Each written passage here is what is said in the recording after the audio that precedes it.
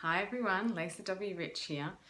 Today, one of the things I wanted to talk to you about is mindfulness because it's become a bit of a buzzword lately. I hear it a lot.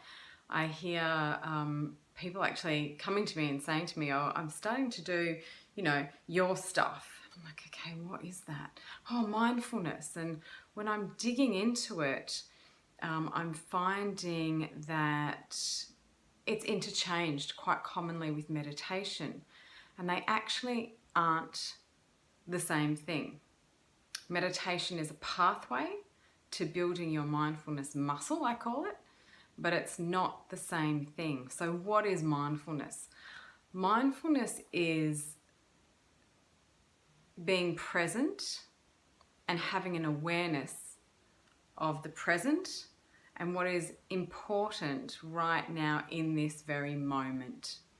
So it's not about ruminating on the past, and it's not about ruminating on the future.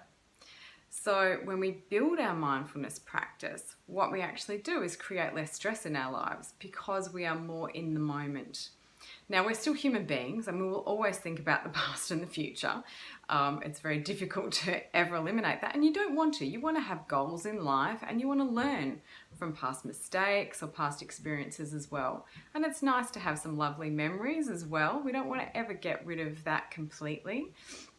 But the more we can truly be in the present moment, the more joy we're actually able to bring to our lives, the greater connection we build to the people around us, to our loved ones, and in the workplace as well, in a meeting. So it's really important to build that mindfulness muscle. One of the examples I often give is in my early days in the corporate world was presenting. And it was always information that wasn't mine, it was scientific information generally. And my mind would just be, "Oh, did I remember this? Did I forget that?"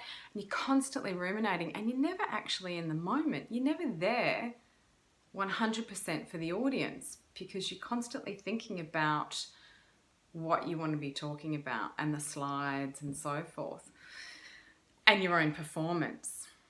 Once I learnt to obviously do the pre-work, so I knew my material and my stuff, but then to just drop it and be 100% present for the audience. Not only did I enjoy those presentations so much more, but so did my audience. It was far more engaging because I was there for them.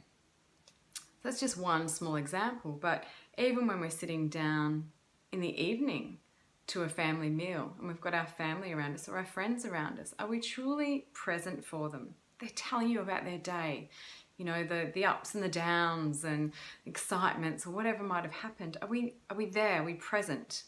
Are we on our phones? Are we thinking about what we need to do once we leave the table and the to-do list? So it's about building that practice of really being present. And when you do that, you find, like I said, you build up so much more joy in life and you notice things that you didn't notice before. Even going for a walk, you notice the trees and the birds and the colours, and life just becomes this more rewarding and richer experience because at the end of the day, ruminating on the past isn't going to help us. It creates stress. A lot of stress. You think about where a lot of your stress comes from. "Oh my God, I said this in the meeting," or "I went out on the weekend, I had a few too many wines," and "oh, I might have said this to someone," and it goes on and on and on. And it's stressful. So building that mindfulness muscle, as I call it, is a way we can eliminate stress or reduce stress. We're never going to eliminate it completely, and we don't want to. There's a place for a certain amount of stress. It's quite healthy. Gets us out of bed in the morning, basically. But we reduce the unhealthy stress that's in our lives, and we connect better to the people around us, to the environment around us, and life just becomes a lot happier, and we feel a bit freer because we're not clinging to all this stuff that's going on in the past or possibly the future. Then when we move on to the idea of meditation, so meditation is a great tool to build that mindfulness muscle, because it's about stilling the mind And there's lots of different techniques. There's hundreds of different techniques that you can use. Okay, so it's not about preaching any one particular way. And it's not about having a still mind completely blank for 20, 30 minutes. It's about building an awareness of the thoughts that do come into your mind and knowing how to move through that and not attach so much to it. You're not clinging to those thoughts as they come in. So that helps you build that everyday mindfulness into your life.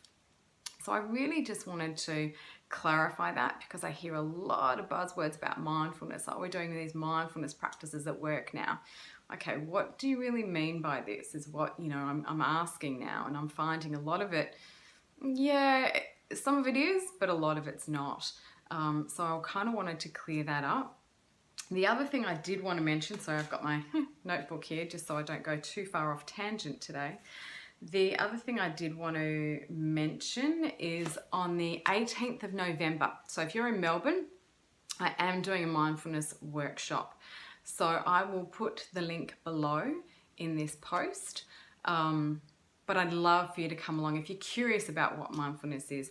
If you could do with reducing the stress in your life, and just want to find a better equilibrium.